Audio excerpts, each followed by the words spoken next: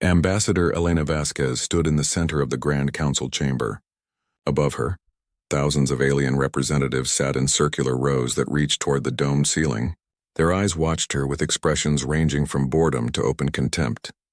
She had given the same speech 3 times before. Each time they laughed. "Honored council members," Elena began, her voice steady despite the knot in her stomach. "Humanity has served the Galactic Council faithfully for 47 years. We have worked your mines, protected your trade routes, and died defending your colonies. We ask again for equal representation and full citizenship rights for all human worlds." A sound like clicking laughter rippled through the chamber. High Chancellor Vexrath, a tall creature with silver skin and 4 arms, leaned forward on his elevated throne. His face held something that looked like a smile, but crueler. "Ambassador Vasquez," he said, his translator making his voice sound smooth and polite.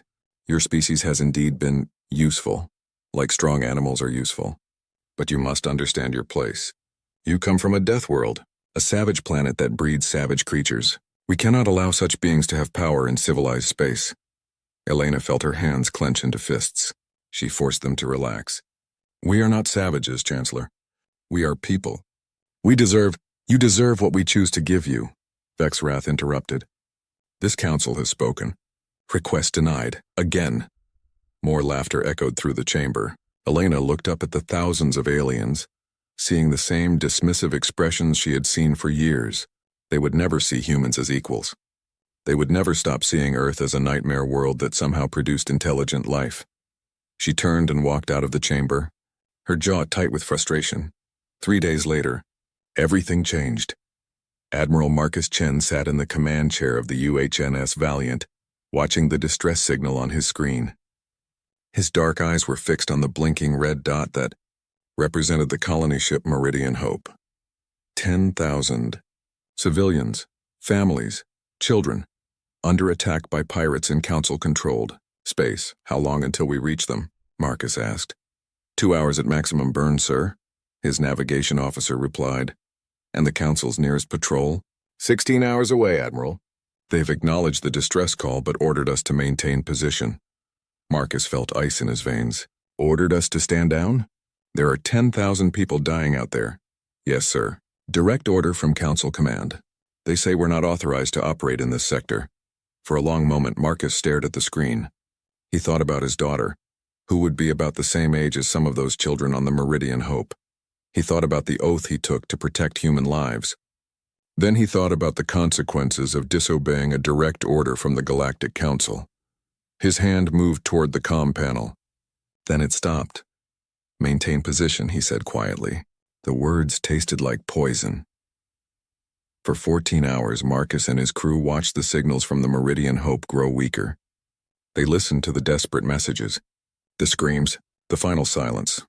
When the Council patrol finally arrived, they found 8,642 bodies floating in space. The pirates were long gone. The Council issued a statement expressing their regrets and promising an investigation. They mentioned that human ships had been nearby but properly followed protocols by not entering restricted space. That night, Marcus sat alone in his quarters, staring at the list of names. So many children. He had been 2 hours away. 2 hours, and he had done nothing. His comm panel beeped. A message from Earth. High priority. Eyes only. Marcus opened it. There was no long explanation. No political speech. Just one word in white text on a black screen. Sovereign. He understood immediately. Earth had made its decision. They were done begging for respect. Done following rules that got their people killed. Done being treated as lesser beings. Marcus stood and walked to his window, looking out at the stars. Somewhere out there, the Galactic Council sat in their safe worlds, convinced of their superiority. They thought humans were useful animals. Dangerous but controllable. They were about to learn they were wrong. Within hours, every human ship in the galaxy received the same message. Diplomats packed their belongings. Trade vessels changed course. Military ships began moving into formation. The recall was total and absolute. Elena watched from her apartment window as human shuttles rose from the Council's capital world. She had spent 15 years here, trying to build bridges between humanity and the galaxy, trying to earn respect through patience and diplomacy, all for nothing. Her assistant, a young man named David, entered the room. "Ambassador, our shuttle leaves in 30 minutes. Are you ready?" "I don't know if I'll ever be ready for what comes next," Elena said softly. "Do you think they'll really do it? Go to war?" Elena thought about the Meridian Hope, about the thousands of humans who had died over the years while the Council looked the other way. About every insult, every dismissal, every time they were called animals or savages. "Yes," she said. "I think we're past the point of no return." Admiral Chen stood on the bridge of his ship as the entire Terran defense fleet assembled near Jupiter. 31 warships, each one built in Earth's orbital shipyards. They looked different from Council vessels. Smaller, meaner, designed by people who understood war. "All ships reporting ready, Admiral," his first officer announced. Marcus nodded. He opened a channel to all human vessels and to every communication relay in the galaxy. What he said next would be heard across hundreds of star systems. "This is Admiral Marcus Chen of Earth's Sovereign Fleet. For 47 years, humanity has served the Galactic Council. We have followed their laws, respected their authority, and died for their interests. We asked only for basic dignity and equal rights. We were denied. 3 days ago, 10,000 human civilians were murdered while Council forces ordered us not to help them. This Council has shown us that we will never be more than slaves in their eyes. Therefore, humanity formally withdraws from the Galactic Council. We claim our right to exist as free and equal beings. We demand a formal apology, reparations for our dead, and recognition of our sovereignty. You have 72 hours to respond." He paused, looking at the faces of his crew, young and old. Different colors, different backgrounds, but all human, all ready to fight for their future.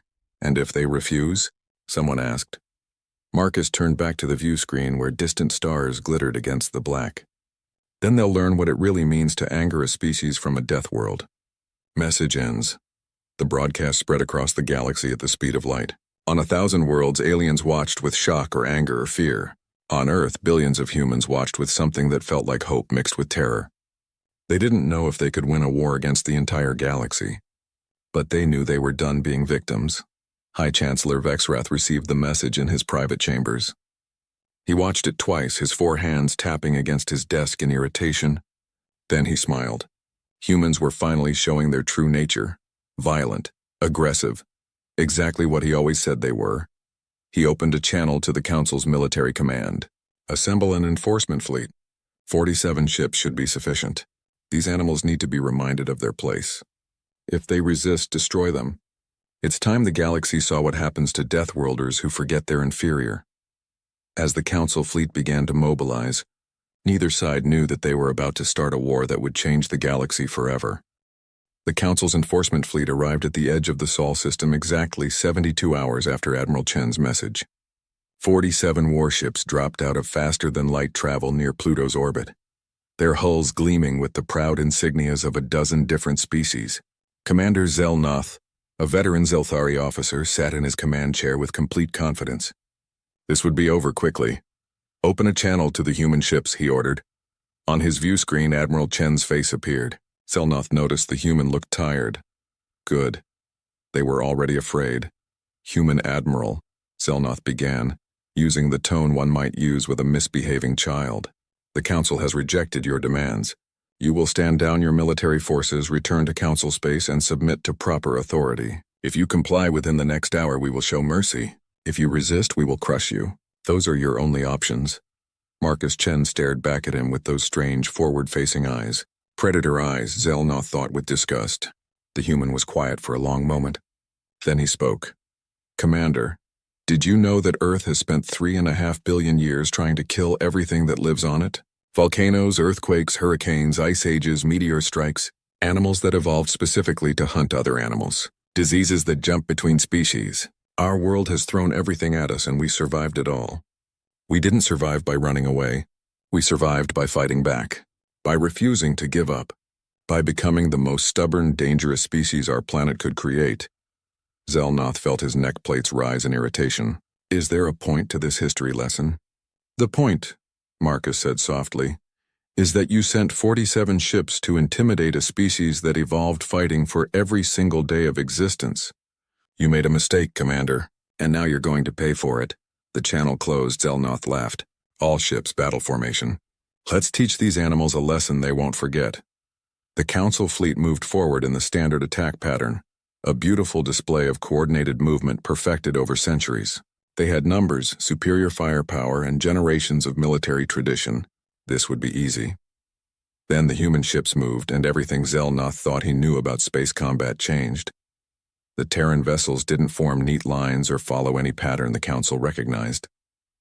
They scattered like a school of fish, each ship moving independently at speeds that should have turned their crews into paste from the G-forces. Zelnoth's tactical officer was shouting something about acceleration rates that exceeded safety limits by factors of 3 or 4. Impossible, Zelnoth muttered. Living beings can't survive those forces, but they could. Because they came from a world with higher gravity. Because their bodies were designed to withstand punishment that would kill most species. Because evolution had built them to endure. The first human ship, a destroyer called the Indomitable, dove straight through the Council formation. Zelnoth ordered his ships to fire. Energy beams lanced out, the standard particle weapons that had dominated galactic warfare for 1,000 years. They hit the Indomitable's shields and armor. The human ship kept coming. Shields are absorbing the damage, his tactical officer reported in confusion. Their armor composition is... I don't understand these readings. It's not standard materials. Because it's not meant for your weapons, Marcus Chen's voice came over the open channel. Our armor is designed to survive re-entry through Earth's atmosphere, to withstand meteor impacts, to take punishment that would vaporize your ships. You built your vessels for civilized warfare. We built ours to survive hell. The Indomitable fired back, not with energy beams but with solid metal slugs, accelerated to a fraction of light. Speed. Railguns. Kinetic weapons that the Council had, abandoned centuries ago as too primitive. The slugs tore through Council shields like they didn't exist. Physics didn't care about force fields. A chunk of metal moving at 50 kilometers per second carried more destructive force than any energy weapon. And it couldn't be deflected by the magnetic fields that protected against particle beams. 3 Council ships died in the first 30 seconds. Zelnoth watched in horror as his beautiful formation collapsed into chaos. Human ships were everywhere, moving in ways that shouldn't be possible, firing weapons that bypassed every defense system the Council possessed. They fought like they had gone insane, taking risks no sane commander would allow. But they weren't insane. They were just willing to push limits that other species couldn't survive. Captain Sarah Okonkwo piloted the Indomitable through a hail of weapons fire, her heart pounding but her hands steady. Her co-pilot, Lieutenant Hayes, was calling out targets and threats, his voice quick and efficient. This was what they had trained for. This was what humans did best. They adapted. They survived. They won. Captain, we've taken damage to the port side, Hayes reported. Hull breach in sections 7 through 9. Repair teams are responding. Keep us moving, Sarah ordered. If we stop, we die. She saw a Council dreadnought ahead, easily twice the size of her ship. Its weapons were swiveling toward her. A normal commander would have pulled away, seeking safety. Sarah pushed the throttle forward and aimed straight for it. Captain, Hayes asked nervously. Trust me, Sarah said. The Indomitable accelerated directly at the dreadnought. Council ships could move fast in straight lines, but they couldn't maneuver quickly. They were built for long-range battles where ships exchanged fire from safe distances. The dreadnought tried to bring its weapons to bear, but Sarah was too close, moving too fast. She waited until the last possible second, then fired everything she had directly into the dreadnought's command section. Railgun rounds, missiles, even their point defense lasers. The massive ship's shields flickered and failed under the concentrated assault. Its bridge exploded in a ball of fire. Then Sarah pulled the Indomitable into a turn that made her vision go dark at the edges from the G-forces. She heard Hayes grunt in pain beside her. But they survived the turn, and the dreadnought was crippled behind them. All across the battlefield, similar scenes played out. Human ships took damage, but they kept fighting. They rammed enemy vessels when they ran out of ammunition. They used the cover of debris fields and radiation zones that Council sensors couldn't penetrate. They fought dirty, fought smart, and fought without mercy. Commander Zelnoth tried to regroup his forces, but it was like herding frightened animals. His ships were designed for organized battles between civilized forces. Not this chaos, not this savagery. All ships retreat to Rally Point Delta. he ordered, his voice shaking. "We need to reform," and a human missile struck his ship's engines. The blast threw Zelnoth from his chair. Alarms screamed throughout the bridge. They were dead in space. Through his cracked view screen, he watched the human fleet regroup with impossible speed. They had lost ships too. He could see the burning wrecks drifting through space. But they had won. Somehow, against superior numbers, they had won. 4 hours after the battle began, it was over. 44 Council ships were destroyed or crippled. 3 managed to escape back to Council space. The human fleet had lost 9 vessels and taken heavy damage to most of the others. But they held the battlefield. Admiral Chen's face appeared on every working view screen in the system. He looked exhausted, sad even, but determined. To the Galactic Council, he said, "You sent a fleet to crush us, to remind us of our place. Instead, you learned something important. You learned that Deathworlders don't surrender. We don't break. We don't know how. You can send more ships if you want. Send 100. Send 1,000. It won't change anything. We're not your slaves anymore. We're not your animals. We're free beings, and we'll fight for our freedom until our last breath." He paused, his eyes hard as steel. "You called us Deathworlders like it was an insult. Like we should be ashamed of where we come from. But we're not ashamed. We're proud. Earth made us strong. It made us survivors. And now you'll learn what that really means." The message spread across the galaxy within hours. Reactions varied wildly. Some species cheered, seeing hope that the Council could be challenged. Others trembled in fear, wondering what these violent humans might do next. And some, like High Chancellor Vexarath, felt only rage. He stood in his private chambers watching the footage of the battle for the 3rd time. His hands trembled with anger. How dare these primitives defeat a Council fleet? How dare they humiliate the greatest civilization in the galaxy? "Summon the War Council," he ordered his aide. "Mobilize the Purification Armada. Every ship. Every weapon. I don't care what it costs. These humans will be destroyed, and the galaxy will remember what happens to Deathworlders who forget their place." His aide hesitated. "High Chancellor, the Purification Armada has not been deployed in 300 years. Surely there are other options?" "Do it," Vexrath snarled, "and prepare the Worldbreaker platforms.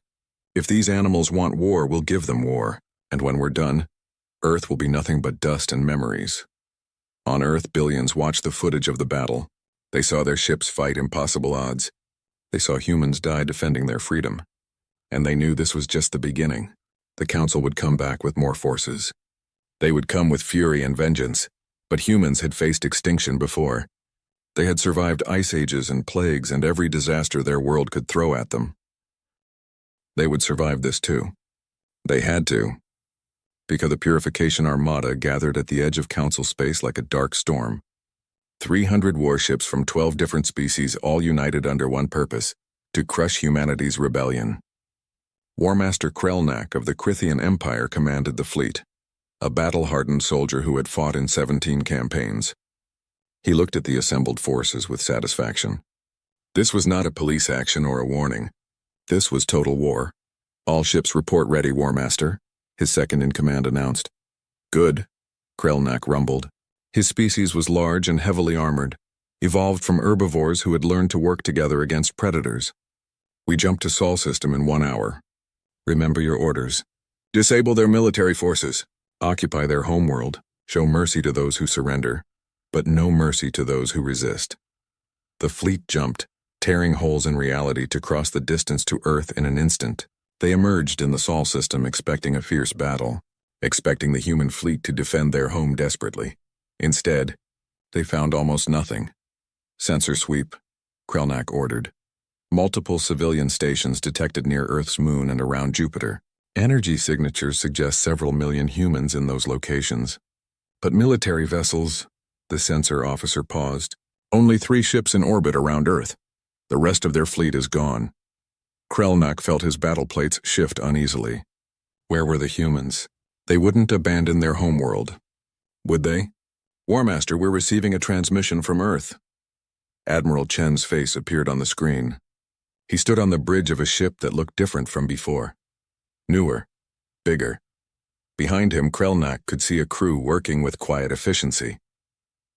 "Warmaster Krelnak," Chen said. "Welcome to Sol system. As you can see, we're not here to meet you. That's because we learned something important from your last attack. You can't win a war by defending. You win by making the enemy afraid to attack in the first place. What are you talking about, human? Krelnak demanded. Chen smiled, but it wasn't a happy expression. It was the smile of someone who had made a terrible decision and committed to it fully. We're talking about the fact that while you were gathering your fleet, our ships were spreading out across Council space.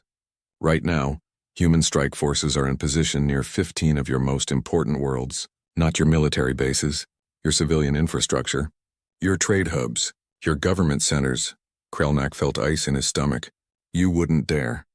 You brought 300 warships to destroy our home, Chen replied. What exactly did you think we wouldn't dare? You wanted to teach us a lesson about our place in the galaxy. Instead, you're about to learn what happens when you corner a predator. When you threaten everything a human loves, we don't just fight back. We make sure you can never threaten us again. The transmission ended. Krelnak immediately opened channels to Council Command. Chaos greeted him. Reports were flooding in from across Council space. Human ships were attacking trade stations, destroying military supply depots, hitting communications relays. They weren't targeting civilians, but they were systematically dismantling the infrastructure that held the Council together. And then came the worst news. A human fleet had appeared near Zelthar Prime, the Council's capital world. The seat of galactic government, the most heavily defended planet in known space. Warmaster, we're receiving new orders, his communications officer said. We're to return immediately to defend the capital. Krelnak looked at Earth, hanging peacefully in space ahead of them. They had brought enough firepower to break the planet apart, but if they did, humanity would respond by destroying Council worlds in revenge. It would mean genocide on both sides. Total war. All ships prepare to jump back to Zelthar Prime, he ordered reluctantly. The Purification Armada vanished as quickly as it had arrived, racing to defend their own home. At Jupiter, Admiral Chen stood on the bridge of the UHNS Retribution, watching the Council fleet retreat. Around him, his command crew let out sighs of relief. The gambit had worked. They had convinced the Council that Earth's fleet was scattered across the galaxy, forcing them to pull back to defend their own territory. In truth, most of the human fleet was right here, hidden in Jupiter's massive magnetic field and radiation belts. The radiation was intense enough to blind Council sensors, and human ships were designed to operate in environments that would kill most species. They had been waiting for days in conditions that turned Jupiter's orbit into a death trap for anyone else. All ships begin moving into position, Chen ordered. When they figure out we tricked them, they'll be back. And this time we need to hit them hard enough that they'll think twice about coming back a third time. Lieutenant James Rodriguez sat in the cockpit of his fighter, one of 300 small attack craft hidden among Jupiter's moons. He was 23 years old, fresh from the academy, and absolutely terrified. The waiting had been the worst part. Sitting in the radiation zone for days, wondering if his ship's shielding would hold, wondering if he would live through the coming battle. All fighters, this is Flight Command, a voice came over his comm. Enemy fleet has returned. They're bringing everything this time. Nearly 500 ships now that they picked up reinforcements. Form up on your squadron leaders and prepare for launch. James felt his hands shake. 500 ships. Against what? Maybe 70 human vessels and 300 fighters? The math was wrong. They were going to die, but they were going to fight anyway. Because Earth was behind them. Because surrender meant slavery. Because that's what humans did. They fought impossible odds and somehow survived. Red Squadron, launch. The order came. James pushed his fighter forward, joining the stream of small craft emerging from Jupiter's shadow. Ahead, the Council fleet was deploying in a massive formation, ready to sweep through the system and destroy everything they found. The human fleet struck from 3 directions at once. Capital ships emerged from Jupiter's radiation belts. Fighters swarmed in from the outer moons, and missiles launched from hidden platforms scattered throughout the system. Weapons that had been pre-positioned and waiting in silence. The battle was chaos from the first second. James followed his squadron leader through a hail of defensive fire. Their target was a Council carrier that was launching its own fighters. His head rattled with voices shouting warnings, calling out targets, screaming for help. He lost track of his wingman somewhere in the confusion. A Council fighter appeared in front of him. James reacted on instinct, training taking over from fear. He fired. The enemy exploded. He didn't have time to think about it before 3 more appeared. Red 7, you've got 2 on your tail. Someone shouted that was his call sign. James threw his fighter into a turn that made his vision tunnel. The pursuing ships followed, but they couldn't match his maneuverability. Human fighters were smaller and faster, built for atmospheric combat on a world where air pressure could crush most species. In space, they were like angry insects, impossible to swat. He looped back and got behind one of his pursuers. Fired. The ship's shields collapsed under the assault of his mass driver. He was about to fire again when a massive explosion lit up the battlefield ahead. Captain Sarah Okonkwo's ship, the Indomitable, had taken catastrophic damage. James watched in horror as the destroyer, trailing atmosphere and debris, aimed itself at a Council battlecruiser. She wasn't trying to escape. She was accelerating toward the enemy ship. "All ships, this is Okonkwo." Her voice came over the general channel. "It's been an honor. Take care of Earth for us." The Indomitable, a ship that carried 300 crew members, rammed the Council battlecruiser at full speed. The explosion was visible across half the system. Both ships vanished in a ball of nuclear fire. James felt tears on his face, but he didn't have time to mourn. More enemies were coming. He kept fighting. The battle raged for 6 hours. Human ships took terrible casualties, but they gave worse than they got. They used nuclear weapons, something the Council considered too dangerous and unpredictable. They deployed autonomous drones that hunted enemy ships without mercy. They used electromagnetic pulse weapons that overloaded the neural interfaces most alien species used to connect with their ships. And they fought in the radiation zone around Jupiter, a place where most species suffered from sensor blindness and system malfunctions. For humans, it was just another hostile environment to survive. When the Council fleet finally broke and retreated, they left behind more than 200 destroyed warships. The human fleet had lost 39 ships and countless fighters. The cost was terrible. The victory was real. Admiral Chen stood on his damaged bridge looking at the casualty reports. Nearly 20,000 dead. Captain Okonkwo and her entire crew, Lieutenant Rodriguez and 400 other fighter pilots, thousands more wounded. And this was just one battle. "Sir, we're getting reports from our strike teams across Council space," his first officer said quietly. "Operation Ragnarok is proceeding as planned, but, Admiral, we've lost 5 more ships in those operations. And now we're getting intelligence that the Council is mobilizing world-breaker weapons, planet killers. They're planning to destroy Earth even if it costs them everything." Marcus looked out at the stars, at the wreckage floating in space, at Jupiter's massive form hanging in the distance. The intelligence came through coded channels, delivered by a sympathetic alien who risked everything to warn humanity. The Council was building world-breaker platforms in orbit around 3 different star systems. Ancient weapons, banned by treaty, for 500 years now being assembled in secret. Each platform could crack a planet's crust, turning a living world into a dead rock. Earth had 96 hours before the platforms reached firing position. Admiral Marcus Chen gathered his command staff in the war room of the Retribution. Holographic displays showed the locations of the worldbreaker platforms, the Council's military deployments, and the scattered human forces across the galaxy. The math was brutal. They didn't have enough ships to destroy the platforms and defend Earth. "We need to end this war," Marcus said quietly. "Not just win a battle. End it completely. If we let the Council regroup, they'll keep coming.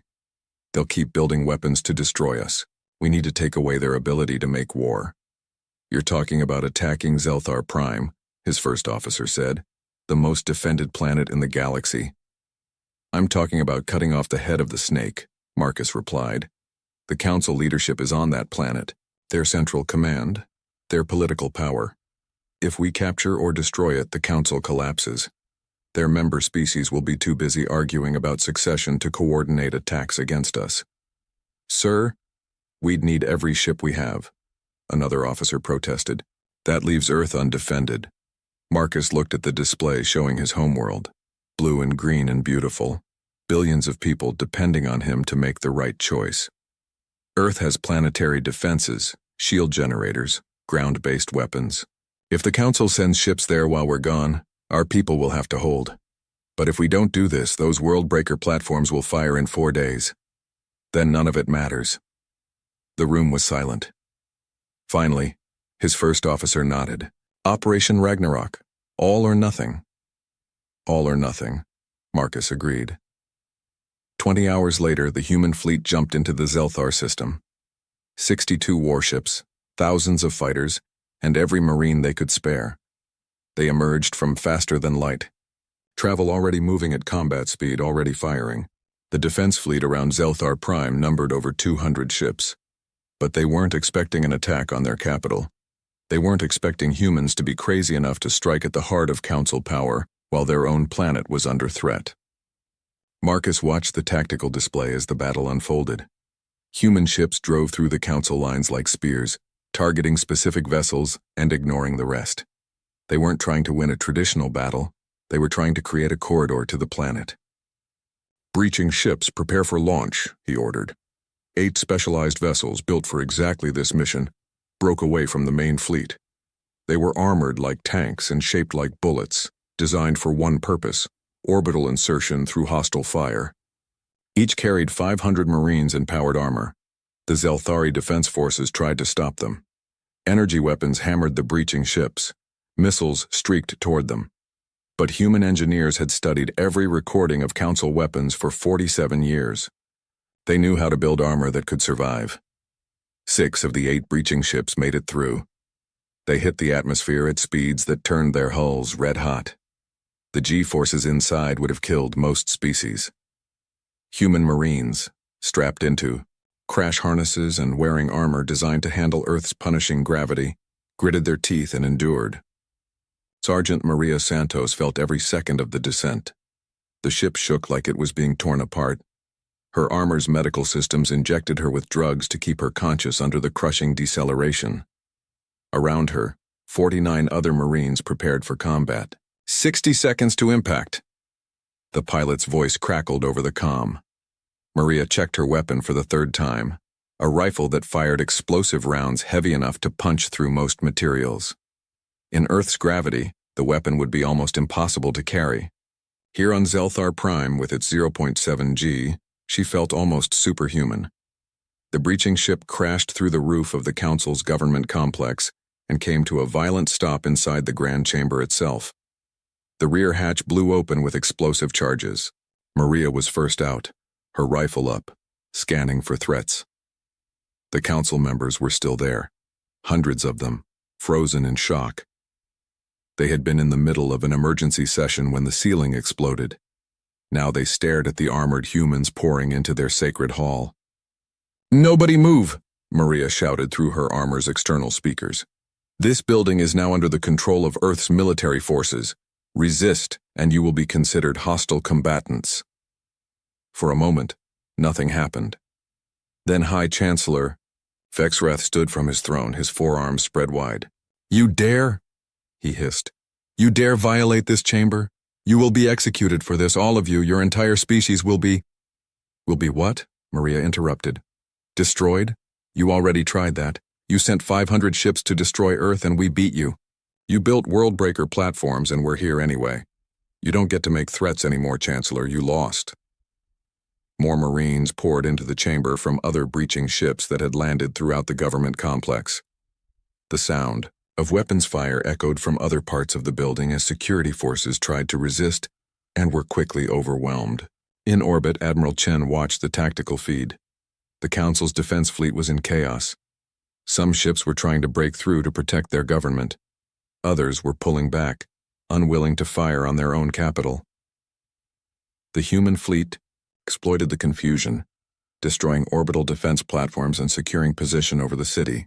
"Ground team reports the Council chambers are secure," his communications officer announced. "They have captured High Chancellor Vexrath and 43 other senior officials." Marcus allowed himself a small breath of relief. Phase 1 was complete. Now came the harder part. "Broadcast on all channels," he ordered. "Time for the galaxy to learn the truth." The message went out across every communication network in Council space. Admiral Chen's face appeared on billions of screens across hundreds of worlds. "People of the galaxy," he began.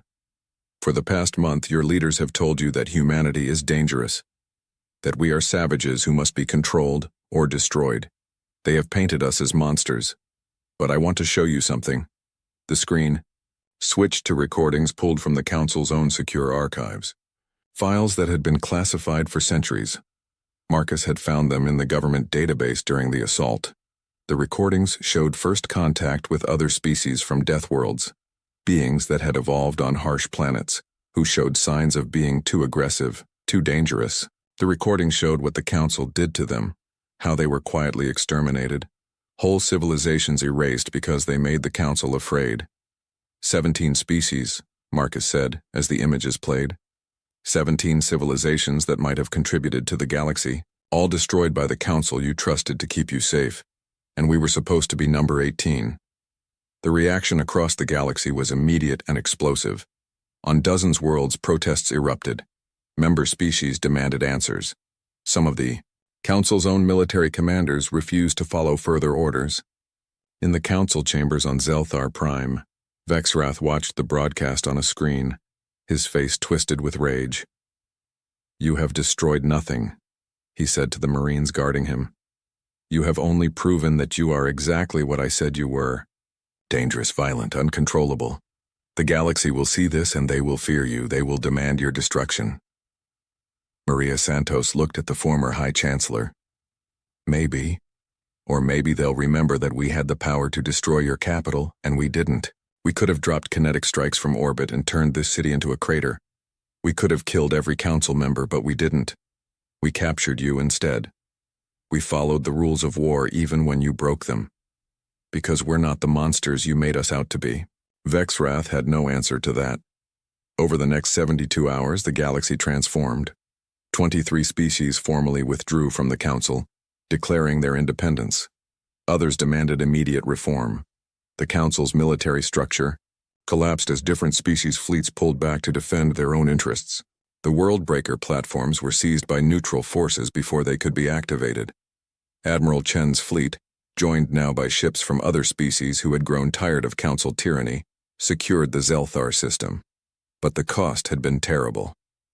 54,000 humans were dead, entire ships and their crews lost, fighter squadrons that no longer existed, Marines who would never come home. Marcus stood in the Grand Chamber, now converted into a military command post, looking at the names scrolling across a display. So many dead. So many families destroyed. And for what? For the right to be treated as equals. For the freedom to exist without someone's boot on their neck. Ambassador Elena Vasquez arrived 3 days after the battle. She looked around the occupied council chambers with mixed emotions. This was where she had spent years trying to negotiate peace. Now it was a conquered building. "You did it," she said to Marcus. "You won the war." "I didn't want to win a war," Marcus replied quietly. "I wanted respect, dignity, peace. Instead, I got thousands of my people killed and turned humanity into the thing we were trying to prove we weren't. Conquerors. No. Elena say the Yalaran orbital habitat floated in neutral space. A massive ring of metal and glass that had served as a meeting place for diplomats for 300 years. Now it hosted the most important negotiations in galactic history. Representatives from 68 species gathered in the Great Hall arguing, debating, and trying to build something new from the ashes of the old order. Ambassador Elena Vasquez stood at the human delegations table, looking out at the assembled beings. Some watched her with curiosity, others with fear, a few with open hostility. She understood all of those reactions. Humanity had broken the galaxy's most powerful government through violence. Now they had to prove they wanted peace. "The Deathworld Accord," she began, her voice carrying through the hall's audio systems, "is not about human dominance. It's about equality. For too long the Council decided which species deserved rights and which deserved slavery, which deserved protection and which deserved extermination. That system is dead. We're here to build something better." A Zelthari representative stood, his silver skin catching the light. "Better? You invaded our capital. You hold our leaders prisoner. You call this peace?" "I call it justice," Elena replied calmly. "Your leaders ordered the construction of planet-killer weapons aimed at Earth. They systematically destroyed 17 other civilizations. They created a system where might made right, and then complained when someone proved mightier. You want to talk about invasion? Let's talk about the 47 years humanity spent under Council occupation. Let's talk about the 8,742 civilians who died because your ship stood by and watched. The Zilthari sat down, but his expression remained hostile. Another representative stood. Kelvara of the Yalaran, a species known for their neutrality and wisdom. What guarantees can humans offer? How do we know you won't become what the Council was? Elena had expected this question. It was the core issue that would determine whether peace was possible. We propose a new galactic assembly with equal representation for all member species.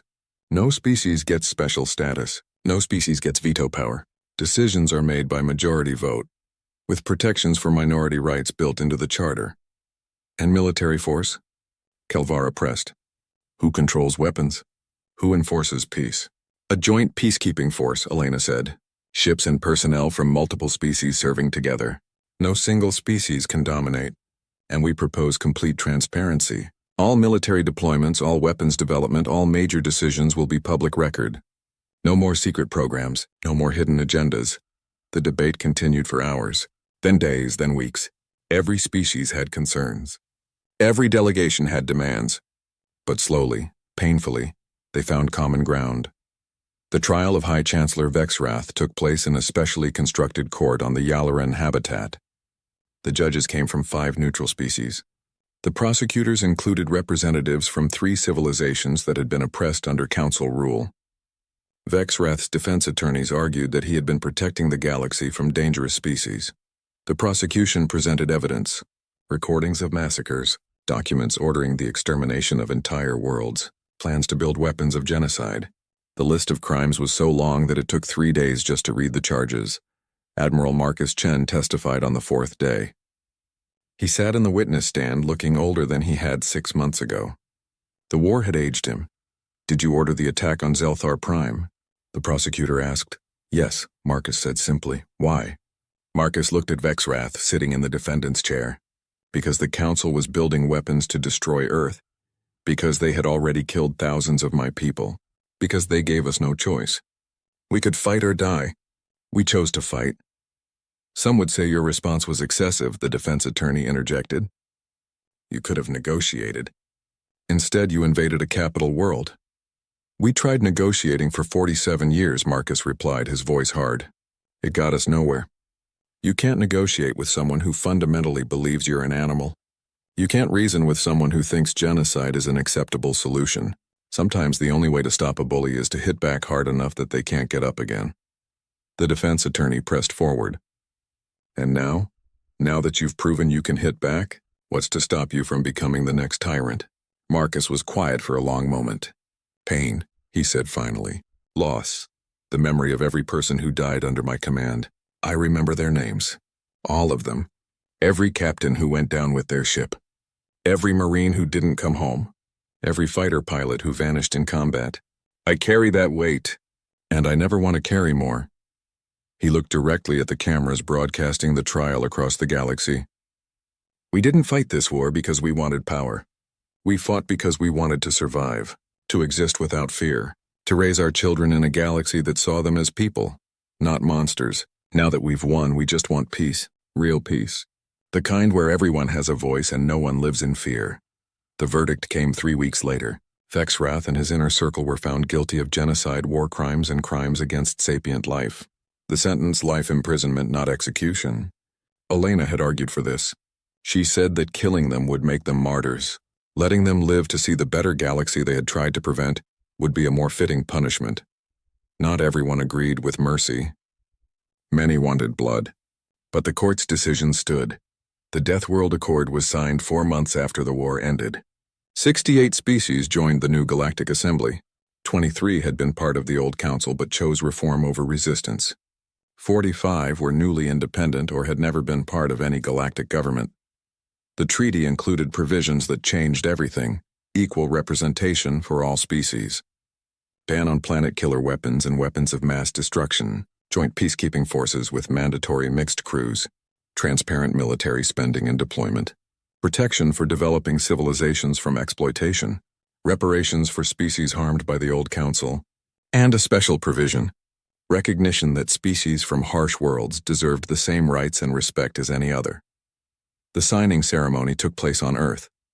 It was the first time most alien species had visited a death world. Many were terrified. Their environmental suits beeped warnings about the gravity, the atmospheric pressure, the aggressive microorganisms, but they came anyway.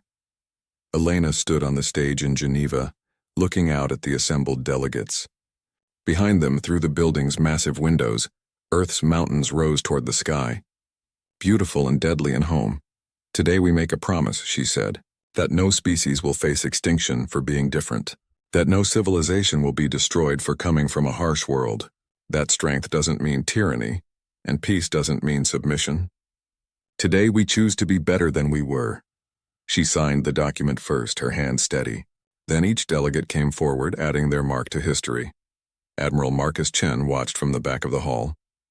He had refused a seat on the stage, saying he was a soldier, not a politician. But Elena had made sure he was there. He needed to see this, needed to know that the deaths hadn't been for nothing. After the ceremony, he walked through Geneva's streets.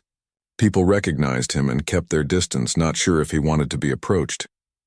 He found a quiet park and sat on a bench, looking at the mountains in the distance. A young woman approached hesitantly. She wore a military uniform with the insignia of the new Joint Peacekeeping Force, human and alien badges side by side. Admiral Chen? She asked. Just Marcus now, he said. I retired 2 months ago. I'm Lieutenant Sarah Rodriguez. My brother was James, fighter pilot. He died at Jupiter. Marcus felt his chest tighten. He remembered the name. Red 7, 23 years old. I'm sorry, he said, the words feeling inadequate. I wanted to thank you, Sarah said. James used to send me messages. Right before the war, he was scared. He didn't think we could win. But he said if we didn't fight, his future kids would grow up as slaves. He said some things were worth dying for. She pulled out a photo showing a young man with a bright smile. James Rodriguez before the war. Before the fear and the fighting and the fire, he got his wish, Sarah continued. His sacrifice meant something. Kids today will grow up free. Human and alien living together, learning together. He died for that. You all did. And I wanted you to know, we're not going to waste it. My generation, we're going to build the galaxy he fought for. Marcus looked at her young face so much like her brother's and felt tears on his cheeks. Make it good, he said quietly. Make it worth what they paid. We will, she promised. 3 years after the war ended, the first joint military academy opened on Mars. Human and alien cadets trained together, learning each other's languages, cultures, and fighting styles. The facility was designed to accommodate species with different environmental needs.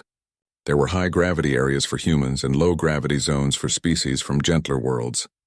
Instructor Chen taught military history and tactics. He had been surprised when they asked him, but Elena convinced him. Someone needs to teach them why we fought, she said, and how to make sure we never have to fight that way again. On his first day, an alien cadet asked the question he had been expired.